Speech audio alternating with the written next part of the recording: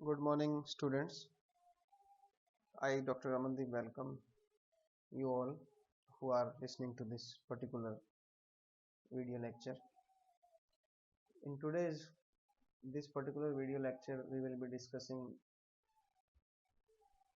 a very important topic, that is short-term sources of finance. In my previous videos, we have already discussed that whenever a business is there in operation, so three types of sources can be required by the business. Three types of funds are required, that is long-term funds, medium-term funds, and short-term funds. In my previous video, we have already discussed long-term and medium-term funds. So long-term funds are those funds in which you require funds for more than 5 years. And what are the sources? So you can get long-term funds from issuing equity shares, preference shares, debentures. Retained earning is also one of the options, and then lease financing, and lastly was loan from financial institutions. So in medium term funds, you require these funds for 1 to 5 years, and you can take the loan from commercial banks.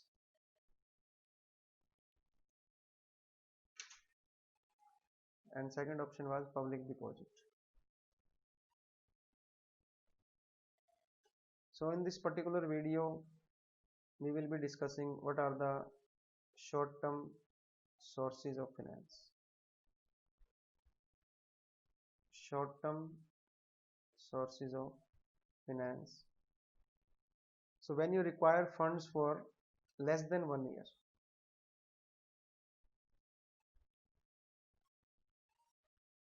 जब आपको 1 साल से कम period के लिए पैसा चाहिए और वो पैसा किस काम के लिए चाहिए, आपको वो पैसा चाहिए वर्किंग कैपिटल रिक्वायरमेंट के लिए, तो you know it very well कि आपके वर्किंग कैपिटल जो होती है वो आपको लेस देन 1 ईयर के लिए चाहिए। तो वर्किंग कैपिटल की रिक्वायरमेंट के लिए आपको जो पैसा चाहिए वो आपको शॉर्ट टर्म सोर्सेज से मिलता है। ये जो फंड जो आपके होते हैं, वर्किंग कैपिटल जो रिक्वायरमेंट होती है, वर्किंग कैपिटल जो फंड होते हैं, ये आपके फंड आपको 1 साल तक चाहिए होते हैं।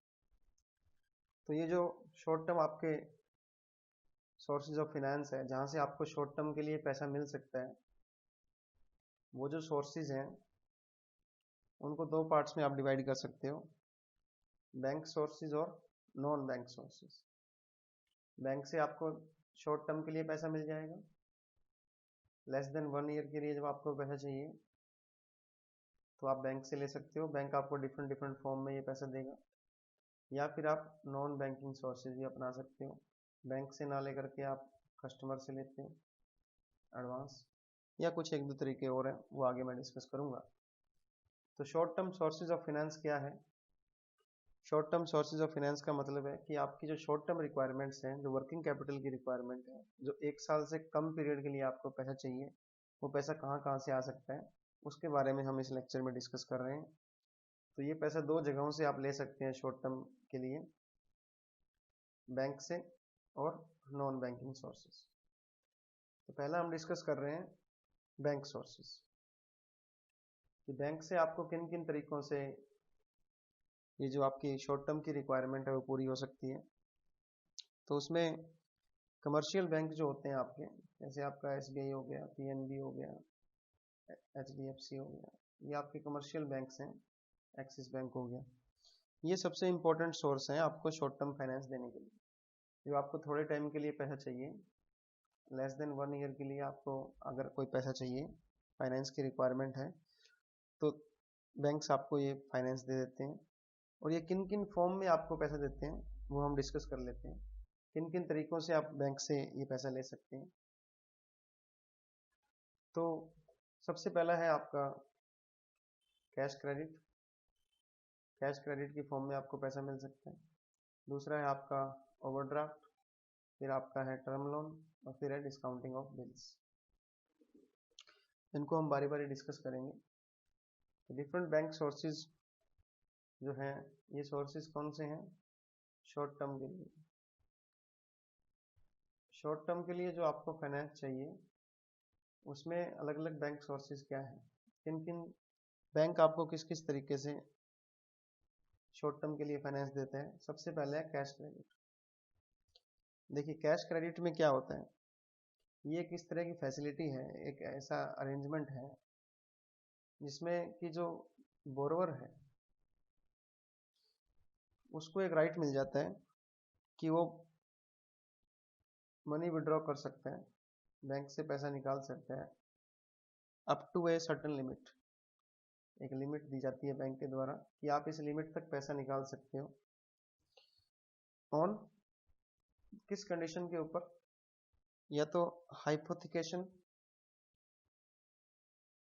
या तो आप हाइपोथिकेट कर दो या फिर आप प्लेज में रख दो, कोई चीज गिरवी रख दो। तो इसमें एक ऐसी फैसिलिटी आपको मिली है कि आपको कैश मिल जाएगा, मनी मिल जाएगी बैंक से up to a certain limit. वो लिमिट क्या हो सकती है, जैसे आपको, वो तो उसकी डिपेंड करता है कि वो एसेट की वैल्यू कितनी है। मान लो आपको 10 लाख रुपए तक का अमाउंट निकालने के लिए मिल जाएगा कि आप 10 लाख रुपए तक बैंक से कभी भी निकाल सकते हो। अगेंस्ट किसके, आपको प्लेज रखना पड़ेगा क्या, स्टॉक।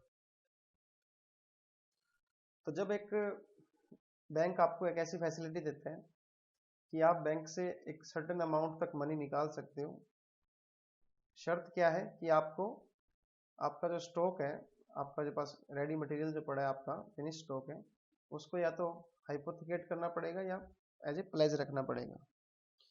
तो जो मैक्सिमम अमाउंट है वो कैसे डिटरमाइन होता है कि आपकी फाइनेंशियल पोजीशन क्या है और क्रेडिट वर्दीनेस क्या है। अब हाइपोथिकेशन में और प्लेज में क्या डिफरेंस है ये देख लो। हाइपोथिकेशन में क्या होता है कि बैंक के पास राइट होता है कि आपका जो स्टॉक है, अगर आपने पेमेंट नहीं की तो वो उसका हो जाएगा। एक किस्म से आपने क्या कर दिया, आपका जो स्टॉक है उसके ऊपर आपने स्टॉक का चार्ज आपने किसको दे दिया, बैंक को।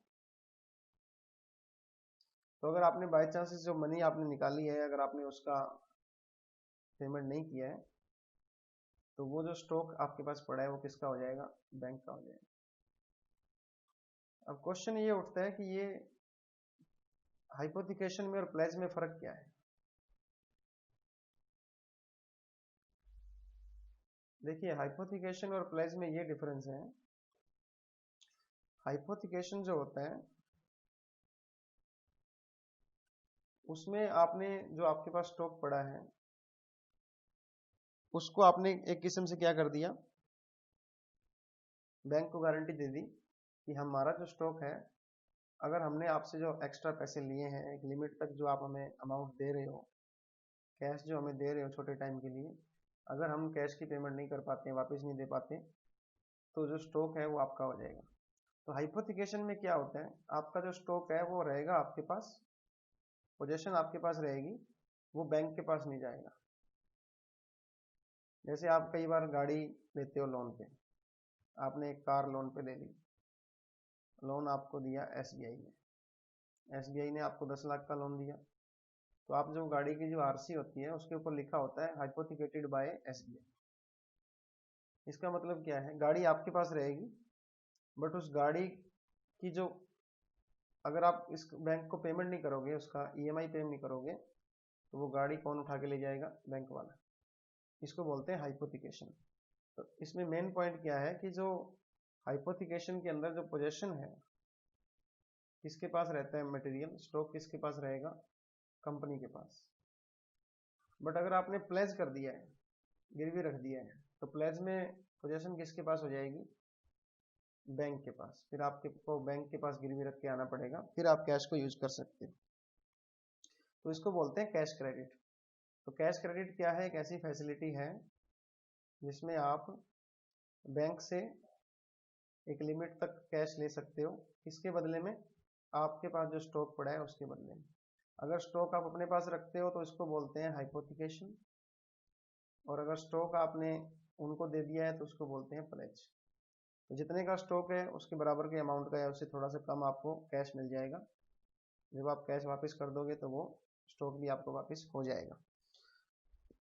तो इंटरेस्ट जो चार्ज होता है वो जितना आपने कैश निकाला है उसी के ऊपर चार्ज होता है, ना कि टोटल लिमिट के ऊपर। मान लो बैंक ने आपको 10 लाख की लिमिट दे दी, तो 10 लाख के ऊपर इंटरेस्ट नहीं लगेगा। तो मान लो आपने 2 लाख रुपए निकालने हैं सिर्फ, तो 2 लाख के ऊपर इंटरेस्ट लगेगा। और जो इंटरेस्ट रेट होती है वो थोड़ी सी ज़्यादा होती है टर्म लोन से, जो बाकी जो आप लोन लेते हैं उनसे ज़्यादा होती है, क्योंकि बैंक को हर टाइम 10 लाख रुपए आपके लिए हमेशा रखने होते हैं।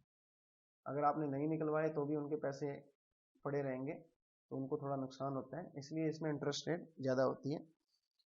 तो ये भी एक ऑप्शन है, it's very good option, cash credit. Next जो आपका ऑप्शन है दैट इज ओवरड्राफ्ट। ओवरड्राफ्ट आपको जनरली पता ही है, एक ऐसा टेम्परेरी अरेंजमेंट है जिसमें कस्टमर जो है वो जिनका करंट अकाउंट होता है, जिस कस्टमर का करंट अकाउंट होता है और जिसका अच्छा रिलेशन है बैंक के साथ, बैंक को थोड़ा भरोसा है कि ये आदमी नहीं जाएगा कहीं पैसे दिए बिना, तो बैंक उसको क्या है एक करंट अकाउंट के अंदर बैंक जो है आपको ओवरड्राफ्ट की फैसिलिटी देता है कि आप up to a certain limit फालतू पैसा भी निकलवा सकते हो। जैसे आपका बैंक में करंट अकाउंट है और बैंक में आप 10 बार जाते हो, पिछले कई सालों से आप बैंक में काम कर रहे हो, बैंक के साथ आपका अच्छा डीलिंग है, बैंक को आप पे भरोसा है।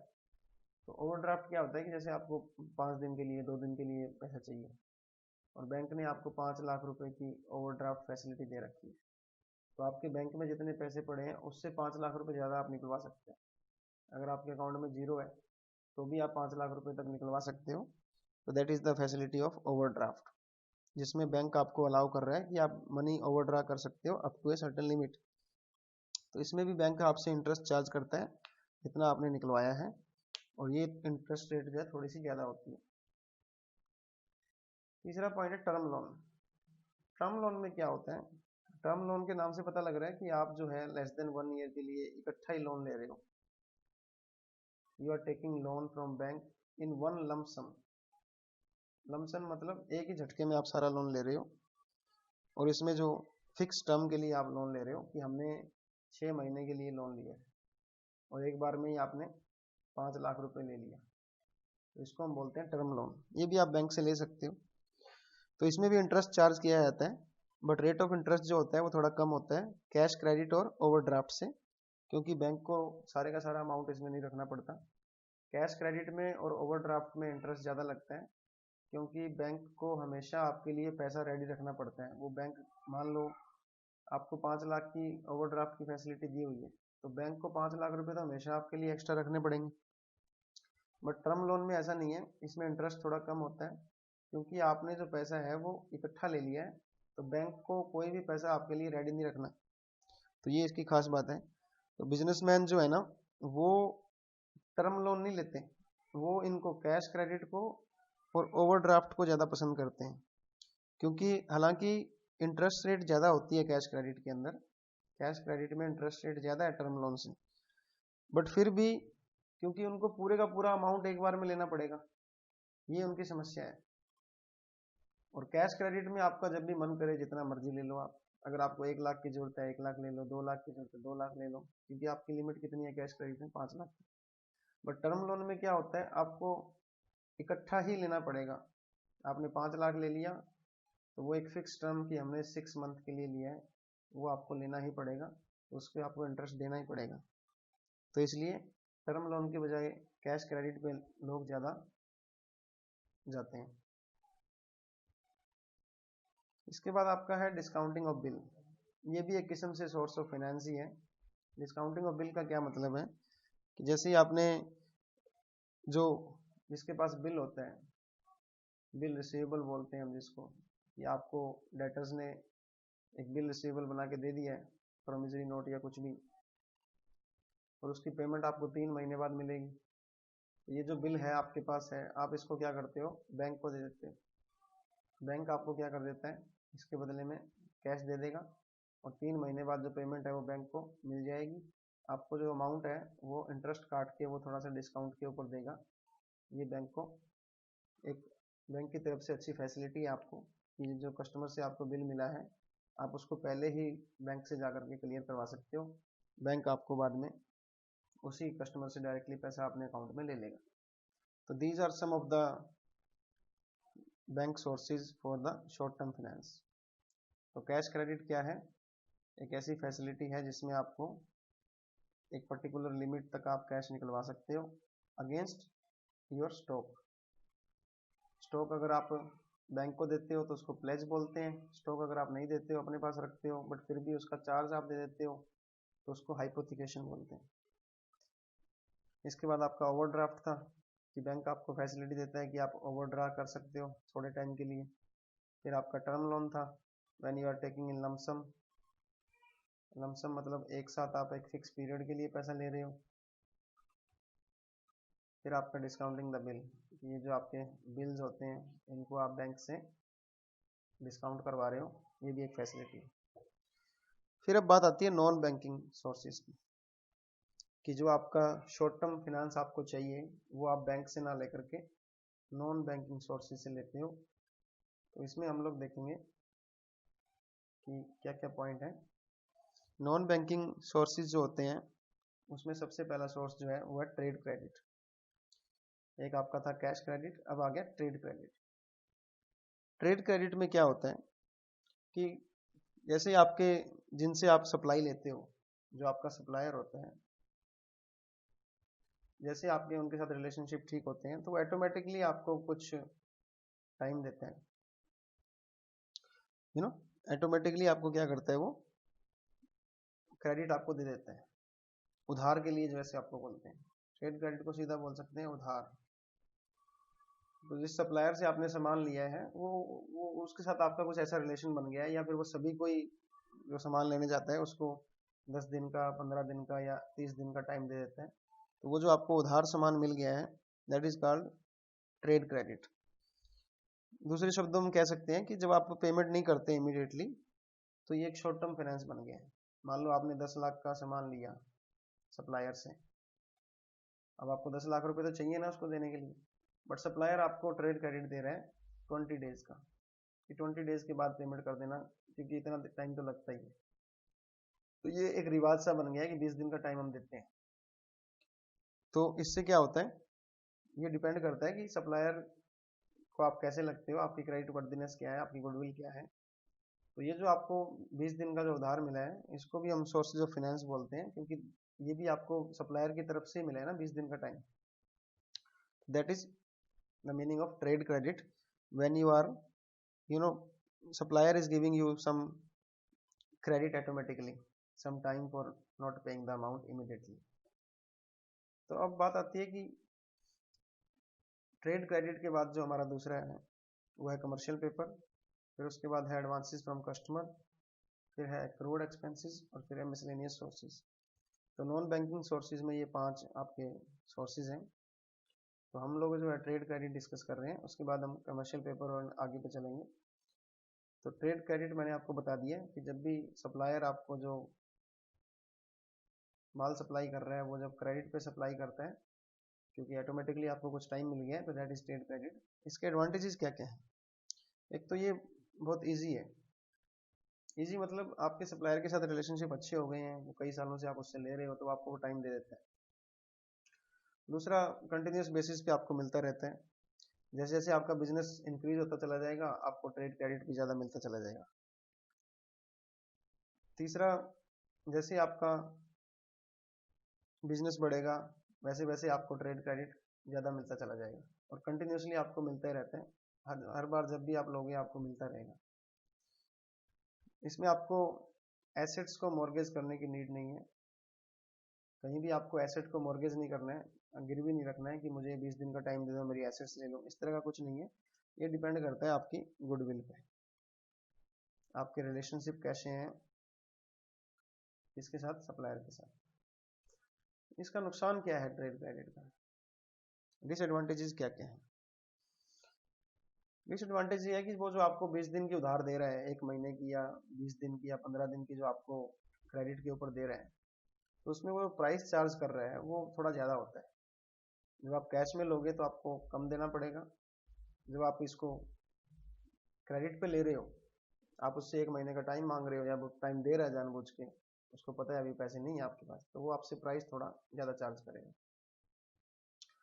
दूसरा, जो आपको कैश डिस्काउंट मिलना था अगर आप कैश में पे कर देते, वो आपको लॉस बियर करना पड़ता है। कैश डिस्काउंट क्या होता है, जब आप इमीडिएटली पेमेंट करते हो तो आपको कैश डिस्काउंट देता है 2% का या 5% का, अब आपको वो नहीं मिलेगा। तो ये इसके दो नुकसान। नेक्स्ट आपका नॉन बैंकिंग सोर्सेज में आता है कमर्शियल पेपर्स, कि आप बैंक के पास ना जा करके आप क्या करते हो, कमर्शियल सिक्योरिटीज जो है कमर्शियल पेपर इशू करते हो। तो कमर्शियल पेपर क्या है, एक शॉर्ट टर्म अनसिक्योर्ड सिक्योरिटी है। अनसिक्योर्ड होते हैं कमर्शियल पेपर, ये अनसिक्योर्ड सिक्योरिटीज हैं, कोई सिक्योर्ड नहीं है, ये रिस्की हैं। जो कौन इशू करता है, ऐसी कंपनी जिनकी मार्केट में गुडविल बहुत अच्छी है, उनको जब पैसा चाहिए होता है तो वो कमर्शियल पेपर इशू कर देती है, इसको सीपी बोलते हैं। कमर्शियल पेपर किसको इशू कर देती है, पब्लिक को। तो ये कमर्शियल पेपर जो है आपके 15 दिन से लेकर के और 1 साल तक के लिए वो इशू करते हैं। और जिन कंपनीज की क्रेडिट वर्दीनेस बहुत अच्छी है, जिनकी गुडविल बहुत अच्छी है, वो कंपनीज इनको इशू करती हैं। और इसको रेगुलेट कौन करता है, आरबीआई। तो आपको छोटे टाइम के लिए पैसा चाहिए, अगर आप एक अच्छी कंपनी हो, आपकी जो हाईली क्रेडिट वर्दी जो लार्ज कंपनीज होती हैं, ये इन सिक्योरिटीज को इशू करती हैं और ये आरबीआई रेगुलेट करता है। करेक्टरिस्टिक्स क्या है, वो कंपनी जिनकी नेट वर्थ, जिनकी वैल्यू जो है 10 करोड़ या उससे ज़्यादा है, वही इसको इशू कर सकती है। दूसरी बात, मिनिमम साइज क्या होना चाहिए इसको इशू करने का। जब भी आप कमर्शियल पेपर इशू कर रहे हो तो कम से कम आपको 25 लाख रुपए का तो इशू करना ही पड़ेगा। कम से कम 25 लाख रुपए तो आपको लेने पड़ेंगे मार्केट से, उससे कम के बिना नहीं चलेगा। और अगर आप इशू कर रहे हो कमर्शियल पेपर, तो उसका जो साइज है कमर्शियल पेपर का, वो कम से कम एक कमर्शियल पेपर 5 लाख से कम का नहीं होना चाहिए। ऐसा नहीं है कि आप 100 रुपए का कमर्शियल पेपर इशू कर दो, तो कम से कम वैल्यू 5 लाख रुपए की, मिनिमम साइज आपका 25 लाख रुपए तक का हो सकता है। और जिनकी 10 करोड़ से ज्यादा वैल्यू है वही कंपनी इशू कर सकती है। और इसका टाइम पीरियड क्या होगा, 15 दिन से लेकर के 1 साल के बीच के लिए आप इशू कर सकते हो। तो ये short term source of finance है, बैंक के पास ना जाकर के आप किससे ले रहे हो, पब्लिक से ले रहे हो। तो कमर्शियल पेपर के एडवांटेजेस क्या क्या है। सबसे पहला एडवांटेज है ये चीप सोर्स है, कैश क्रेडिट के तुलना में कह लो, या टर्म लोन जो आप लेते हो या बैंक से जो आप लोन लेते हो, उनके मुकाबले में ये थोड़ा चीप सोर्स है, इसमें आपको इंटरेस्ट कम देना पड़ता है।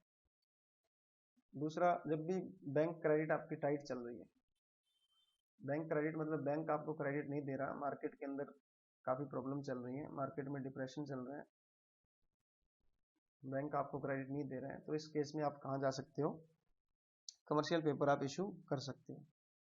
डिसएडवांटेजेस क्या क्या है कमर्शियल पेपर के।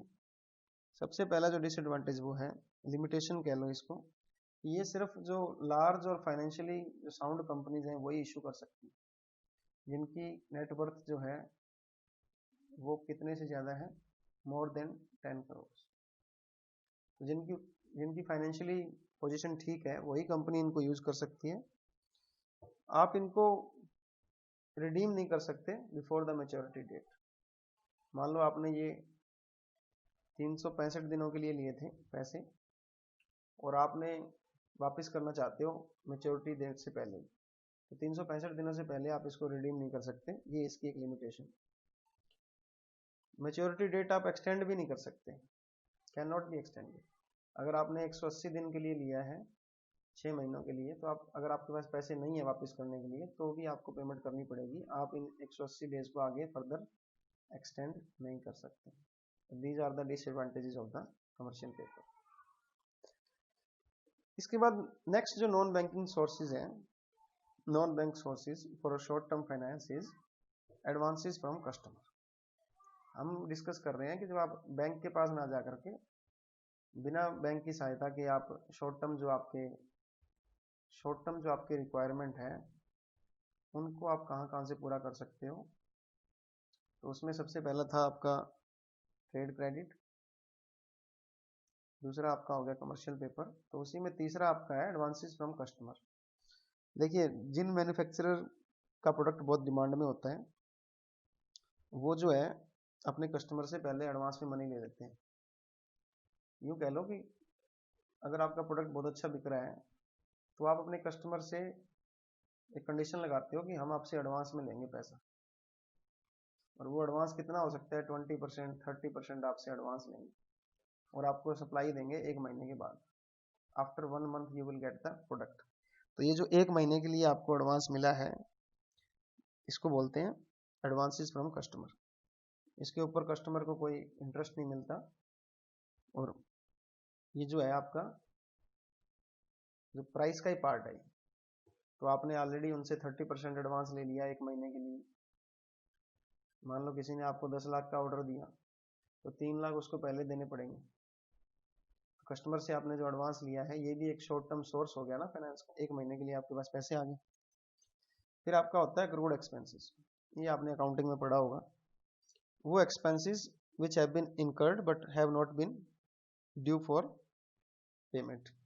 कि आपने एक्सपेंसेस तो इनकर कर दिए हैं, expenses have been incurred but they have not been paid.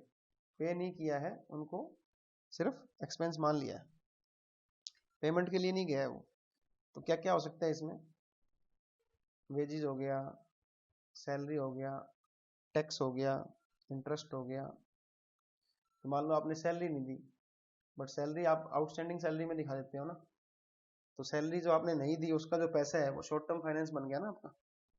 मान लो आप हर महीने 20 लाख रुपए सैलरी देते हो, तो आपने 1 महीने की सैलरी नहीं दी किसी को, तो ये जो 20 लाख रुपए हैं 1 महीने के लिए तो आपके पास आ गए। इसी तरह आपने इंटरेस्ट लेट कर दिया, क्योंकि इंटरेस्ट जो है वो अगले महीने के लिए लगता है। सैलरी जो देते हो आप वैसे ही 1 महीना लेट देते हो। तो टैक्स भी जो है वो आप काफ़ी प्रॉफिट कमाने के बाद देते हो। तो इस तरह ये जो आपका प्रॉफिट, जो टैक्स है, ये जो इंटरेस्ट है, ये जो आपने मान तो लिया है पर पे नहीं किया है, इसी तरह आपकी वेजेस और सैलरी है। तो ये सब जो है वो किसका पार्ट है, इन एक्रूड एक्सपेंसेस का पार्ट है। तो ये जो आपको टाइम लैग मिलता है पेमेंट करने में और इसको मानने में, इसको हम शॉर्ट टर्म फाइनेंस बोल सकते हैं। ये एक बार के लिए तो पैसा आपके पास रहता ही है अपने पास, आप अगले महीने या 2 महीने बाद पे कर रहे हो। फिर उसके बाद है मिसलेनियस सोर्सेज। इनके अलावा भी आप कुछ सोर्सेज से पैसा लेते हो।